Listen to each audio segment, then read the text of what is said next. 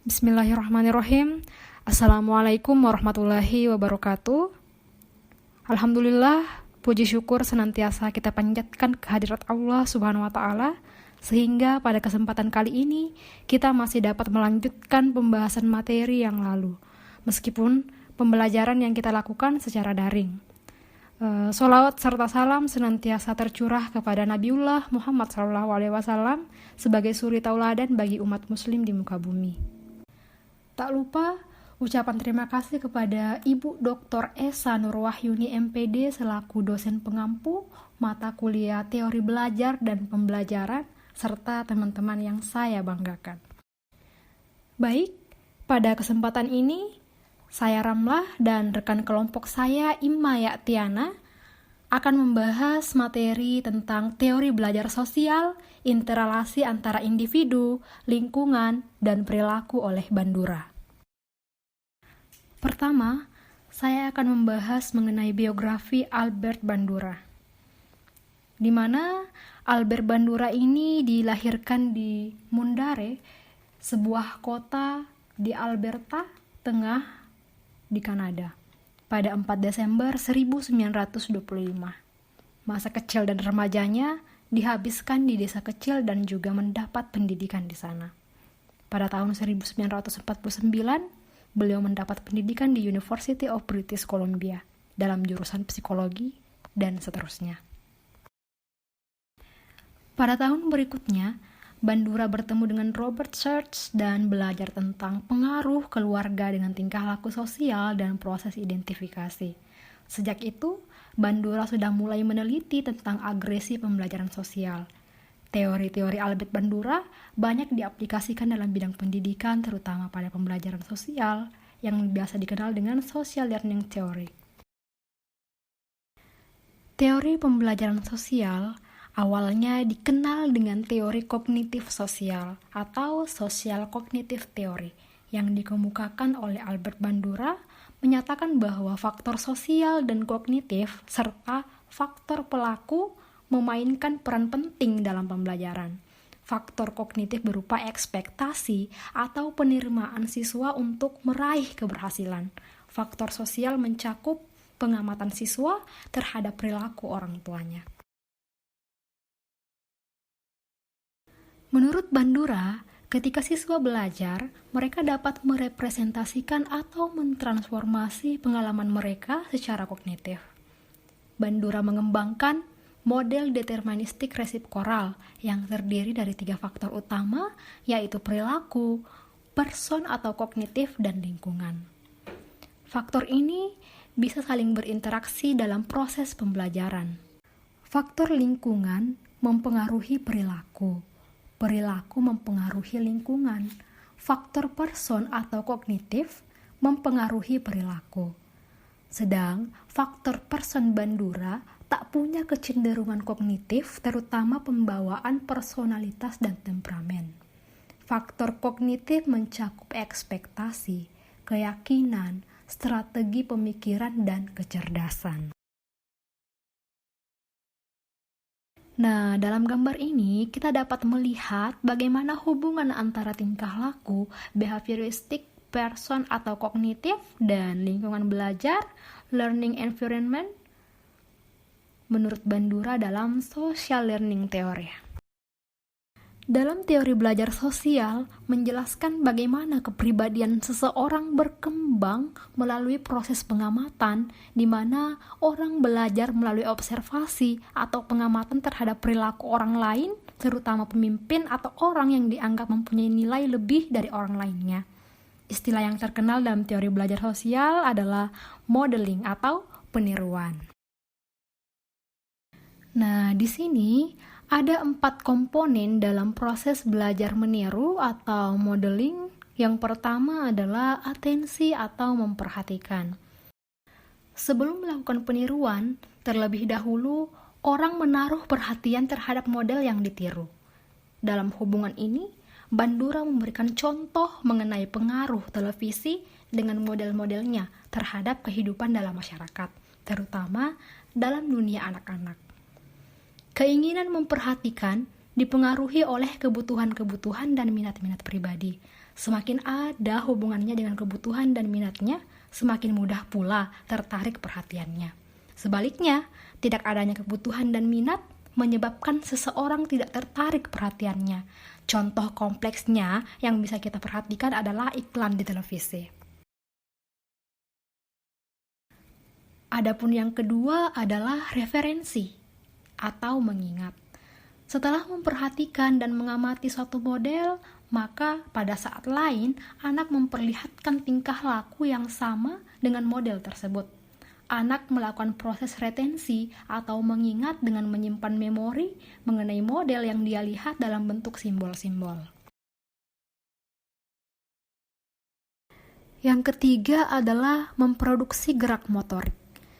Supaya bisa mereproduksikan tingkah laku secara tepat, seseorang harus sudah bisa memperlihatkan kemampuan-kemampuan motorik. Kemampuan motorik ini juga meliputi kekuatan fisik. Misalnya, seorang anak mengamati ayahnya mencangkul di ladang. Agar anak ini dapat meniru apa yang dilakukan ayahnya, anak ini harus sudah cukup kuat untuk mengangkat cangkul dan melakukan gerak terarah seperti ayahnya. Kemudian yang keempat adalah ulangan, penguat, dan motivasi. Nah, setelah seseorang melakukan pengamatan terhadap suatu model, ia akan mengingatnya. Diperlihatkan atau tidaknya hasil pengamatan dalam tingkah laku yang nyata bergantung pada kemauan atau motivasi yang ada. Selanjutnya yaitu eksperimen Albert Bandura. Eksperimen yang sangat terkenal yang dilakukan oleh Albert Bandura adalah eksperimen Bobodol yang menunjukkan bahwa anak-anak meniru seperti perilaku agresif dari orang dewasa di sekitarnya. Albert Bandura menyatakan bahwa proses pembelajaran dapat dilaksanakan dengan lebih berkesan dengan menggunakan pendekatan permodelan. Beliau juga menjelaskan bahwa aspek perhatian belajar terhadap apa yang disampaikan atau dilakukan oleh guru dan aspek peniruan oleh pelajar akan dapat memberikan kesan yang optimum kepada pemahaman pelajar. Contoh eksperimen permodelan Bandura. Misalkan ada kumpulan A, kemudian kumpulan A ini diinstruksikan untuk memperhatikan sekumpulan orang dewasa yang sedang memukul, menumbuk, menendang, dan menjerit ke arah patung besar Bobo. Dan hasilnya yaitu anak-anak akan meniru apa yang dilakukan orang dewasa, malahan lebih agresif. Kemudian ada kumpulan B, diinstruksikan untuk memperhatikan sekumpulan orang dewasa bermesra dengan patung besar Bobo. Hasilnya tidak menunjukkan sembarang tingkah laku agresif seperti kumpulan A. Rumusan, tingkah laku kanak-kanak dipelajari melalui peniruan atau permodelan. Hasil keseluruhan eksperimen, kumpulan A menunjukkan tingkah laku lebih agresif dari orang dewasa. Kemudian kumpulan B menunjukkan tingkah laku yang tidak agresif. Kemudian rumusan akhir, tingkah laku peniruan atau permodelan adalah hasil dari peneguhan. Selanjutnya yaitu gambaran permodelan Albert Bandura.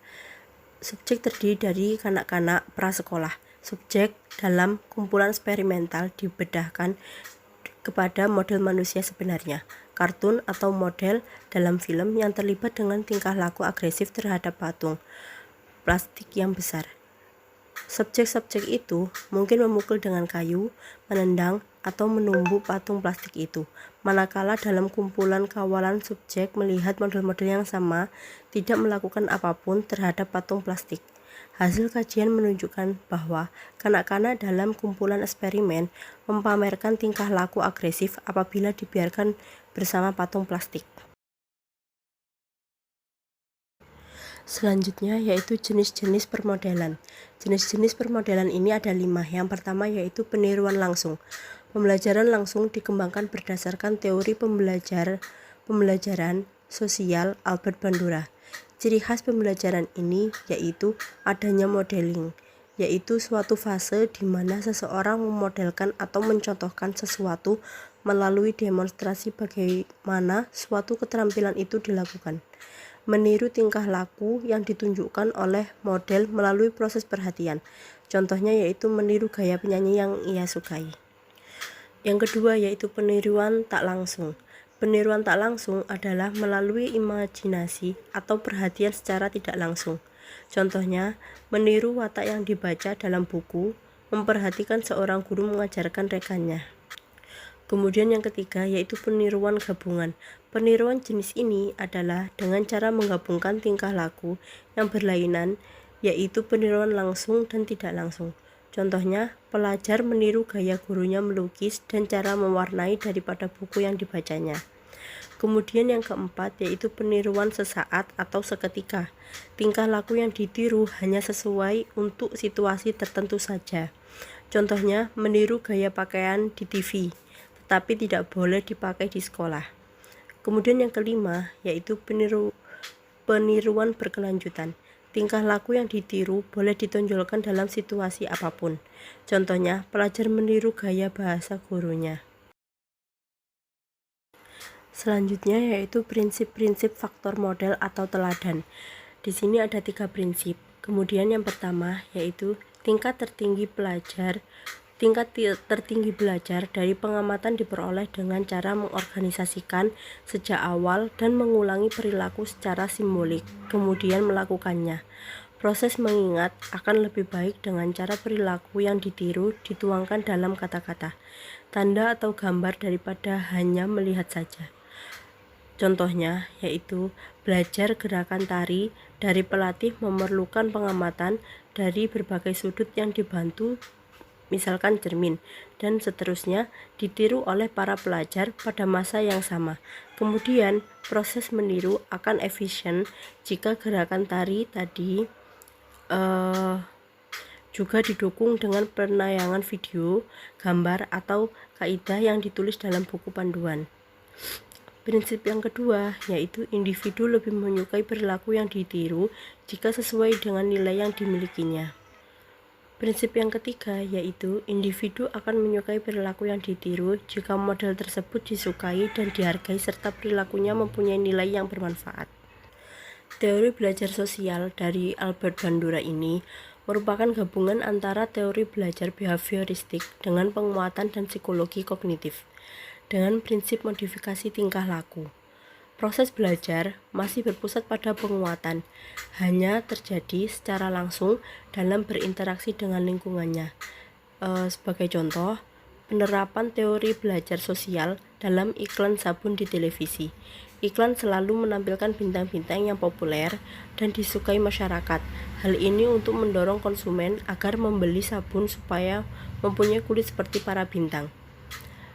Kemudian, motivasi banyak ditentukan oleh kesesuaian antara karakteristik pribadi pengamat dengan karakteristik modelnya. Ciri-ciri model seperti usia, status sosial, keramahan, dan kemampuan penting dalam menentukan tingkat imitasi. Anak-anak lebih senang meniru model seusianya daripada model dewasa. Anak-anak juga cenderung meniru model yang sama prestasinya dalam jangkauannya. Anak-anak yang sangat dependen cenderung imitasi model yang dependennya lebih ringan. Imitasi juga dipengaruhi oleh interaksi antara ciri model dan observernya. Selanjutnya yaitu karakteristik model. Yang pertama yaitu kompetensi. Pembelajar biasanya meniru orang-orang yang melakukan sesuatu dengan baik, bukan sebaliknya. Mereka akan mencoba meniru keterampilan bermain bola dari seorang pemain bola profesional yang sudah punya skill. Pembelajar mendapatkan manfaat tidak hanya dari mengamati apa yang dilakukan oleh model kompeten, melainkan juga dari melihat hasil dari akhir yang telah diciptakan oleh model yang kompeten tersebut. Kemudian yang kedua yaitu prestis dan kekuasaan. Anak-anak remaja sering meniru orang yang terkenal atau yang berkuasa. Beberapa model yang efektif, pemimpin dunia, atlet terkenal, bintang rock populer adalah orang-orang yang terkenal di tingkat nasional maupun internasional. Jadi, selain sendiri mencontohkan perilaku yang diharap Bahkan sebaiknya memajan atau ekspos siswa dengan berbagai model yang mungkin mereka anggap kompeten dan berprestis. Yang ketiga yaitu perilaku. Perilaku ini sesuai gender. Pembelajar paling mungkin mengadopsi perilaku yang mereka anggap sesuai dengan gender mereka. Individu yang berbeda tentu saja bisa mendefinisikan yang sesuai gender dengan agak berbeda. Sebagai contoh, beberapa anak perempuan mungkin menjauhkan diri dari berkarir di bidang matematika yang mereka rasa terlalu maskulin. Kemudian yang keempat yaitu perilaku yang relevan dengan situasi pembelajar itu sendiri. Pembelajar paling mungkin mengadopsi perilaku yang mereka yakini akan membantu mereka dalam situasi mereka. Sebagai contoh, seseorang siswa sekolah menengah lebih mungkin meniru cara berpakaian teman-teman sekelasnya yang populer jika dia berpikir dia dapat menjadi populer dengan mengenakan pakaian semacam itu. Selanjutnya yaitu dampak model. Dampak model yang pertama yaitu keterampilan akademis atau academic skill. Keterampilan akademis. Siswa mempelajari banyak keterampilan akademis, setidaknya sebagian, dengan mengamati apa yang dilakukan orang lain. Misalnya, mereka mungkin belajar bagaimana memecahkan soal pembagian yang panjang atau menulis karangan yang kohesif. Sebagian dengan mengamati bagaimana guru dan teman mereka melakukan hal tersebut. Permodelan keterampilan akademik secara khusus dapat efektif ketika model memperagakan tidak hanya bagaimana melakukan suatu tugas, tapi juga bagaimana memikirkan tugas tersebut. Yang kedua yaitu agresi. Banyak kajian penelitian telah menunjukkan bahwa anak-anak menjadi lebih agresif ketika mereka mengamati model yang agresif atau berperilaku kasar. Anak-anak mempelajari agresi tidak hanya dari model hidup atau live models, tapi juga dari model simbolik yang mereka lihat di film, televisi, atau video game. Dan yang ketiga yaitu perilaku interpersonal. Dengan mengamati dan meniru orang lain, pembelajar mendapatkan banyak keterampilan interpersonal. Sebagai contoh, dalam kelompok kecil dengan teman-teman kelas, anak-anak biasanya mengadopsi strategi satu sama lain untuk melakukan diskusi mengenai kesusastraan, mungkin belajar bagaimana meminta pendapat satu sama lain, mengekspresikan persetujuan atau ketidaksetujuan, dan membenarkan suatu sudut pandang pikir. Hal itu sebaiknya tidak diperbolehkan. Implikasi teori belajar sosial dalam pendidikan. Berdasarkan teori pembelajaran sosial yang dipelopori oleh Albert Bandura ini, pemerhati akan meniru setiap tingkah laku model sekiranya tingkah laku model tersebut mempunyai ciri-ciri seperti bakat, kecerdasan, kuasa, kecantikan, ataupun populariti yang diminati oleh pemerhati.